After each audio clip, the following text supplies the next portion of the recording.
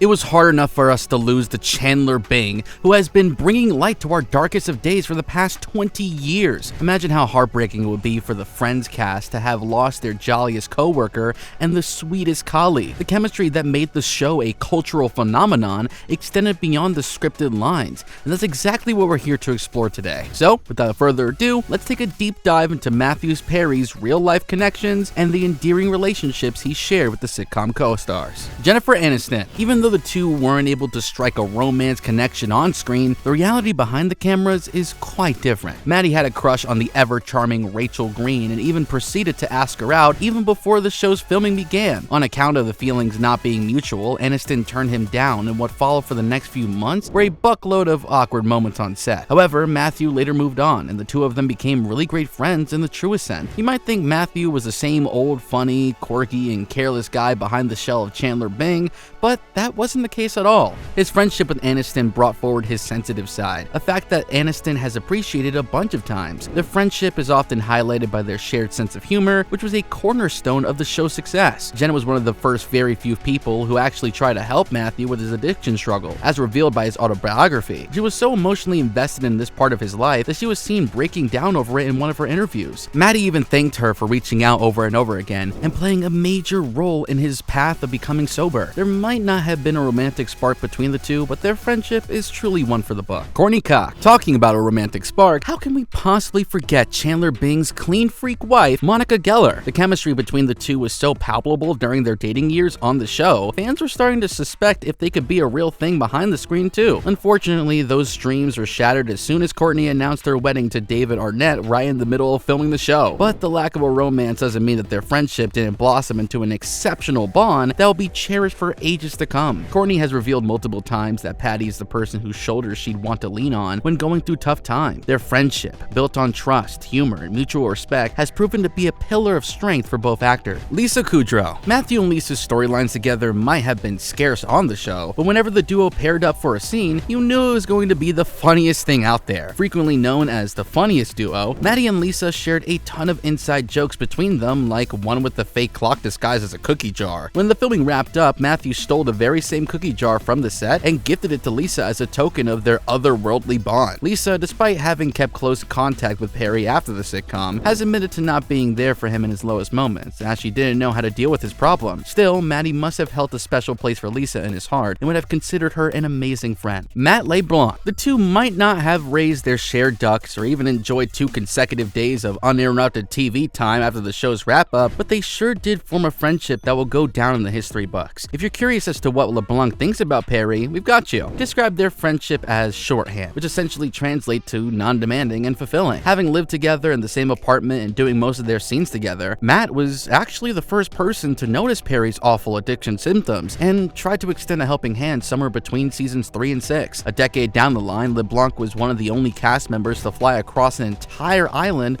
to see Perry's playwriting debut. David Schwimmer. David was one of the only few people Matthew looked up to as a role model. While Matthew describes David as a highly influential figure, David couldn't stop going on and on about Perry's comedic talents and the ease with which he glides through the scenes like a real pro. From negotiating for a salary increasement to holding up his demeanor in tougher scenes, Perry had Schwimmer behind his back all along. And with that, we have reached the end of the video. Make sure you catch us in the next one. Until next time then, goodbye.